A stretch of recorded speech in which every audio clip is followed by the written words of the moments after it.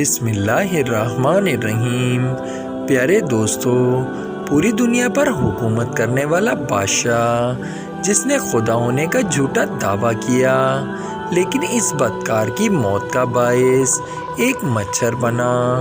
کس طرح اس بدکار کی موت واقع ہوئی، آج کی اس ویڈیو میں آپ کو اسی سے متعلق اہم ترین معلومات فراہم کریں گے۔ ویڈیو میں آگے بڑھنے سے پہلے ویڈیو کو لائک کر لیں اور چینل کو سبسکرائب ضرور کر لیں۔ السلام علیکم دوستو، امید ہے آپ سب ٹھیک ٹھاک ہوں گے اور خیریت سے ہوں گے۔ ہزاروں سال قبل ایک بادشاہ کی حکومت تھی جس کا نام نمرود تھا۔ اس نے خدا ہونے کا دعویٰ کیا تھا اور جو اس کو خدا نہ مانتا وہ اس پر بہت زیادہ ظلم و ستم کرتا، قتل بھی کروا دیتا۔ اس دور کے نبی حضرت ابراہیم علیہ السلام تھے جو نمرود کو خدا نہ ماننے کی وجہ سے آگ میں ڈالے گئے، مگر اللہ پاک کے حکم سے وہ آگ آپ علیہ السلام پر سلامتی والی بن گئی اور حضرت ابراہیم علیہ السلام محفوظ رہے۔ آپ علیہ السلام کو آگ میں ڈالے جانے کے کچھ دن بعد وہاں پر قحط پڑ گیا، مویشی بھوک سے مرنے لگے اور کھانے پینے کا سامان ختم ہو گیا۔ لوگ نمرود کے دربار میں جا کر اناج کی درخواست پیش کیا کرتے تو نمرود انہیں خدا ہونے کا اقرار کرواتا۔ جو اسے خدا مانتا اسے وہ اناج دے دیتا اور جو نہ مانتا اسے خالی ہاتھ جانا پڑتا۔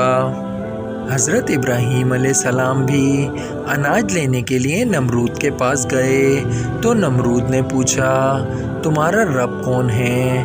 آپ علیہ السلام نے فرمایا، میرا رب وہ ہے جو زندگی دیتا ہے اور موت دیتا ہے۔ یہ سن کر نمرود بولا، یہ تو میں بھی کر سکتا ہوں۔ یہ کہہ کر اس نے 2 قیدی بلوائے، ایک کو چھوڑ دیا اور ایک کو قتل کروا دیا۔ آپ علیہ السلام نے نمرود کی اس بے عقلی کو دیکھ کر فرمایا، میرا رب وہ ہے جو مشرق سے سورج نکالتا ہے، اگر تو خدا ہے تو مغرب سے سورج نکال کر دکھا۔ یہ سن کر نمرود حیران ہو گیا اور کوئی جواب نہ دے سکا۔ کچھ دیر کے بعد وہ اپنی شرمندگی کو مٹانے کے لیے بولا، میرے پاس اناج نہیں ہے، جاؤ اپنے رب سے اناج مانگو۔ نمرود کی یہ بات سن کر آپ علیہ السلام نمرود کے دربار سے نکلے اور گھر کی طرف نکل پڑے۔ راستے میں ایک ریت کا ٹیلا نظر آیا تو آپ علیہ السلام گھر والوں کو خوش کرنے کے لیے اس ریت سے ایک تھیلا بھر کر گھر لے گئے اور گھر آ کر آپ سو گئے۔ جب آپ علیہ السلام کی بیوی حضرت سارہ نے تھیلا کھولا تو وہ ریت آٹے میں تبدیل ہو چکی تھی، تو انہوں نے فوراً روٹیاں بنائیں اور آپ کو جگایا۔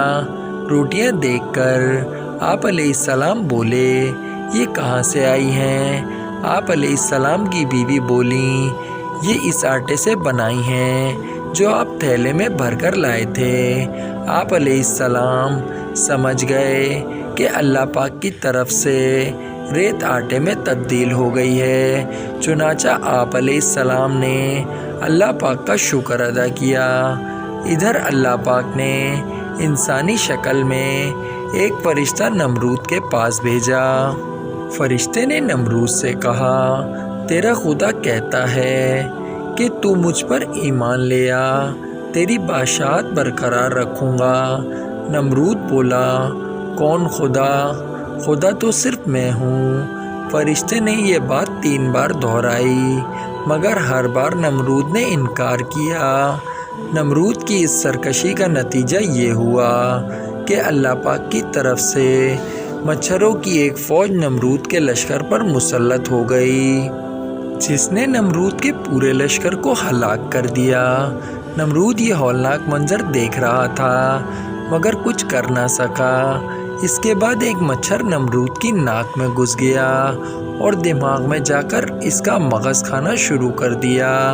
اس دردناک تکلیف کی وجہ سے نمرود پاگل ہونے لگا اور اس نے اس تکلیف سے نجات پانے کے لیے اپنے سر پر جوتوں سے مروانا شروع کر دیا۔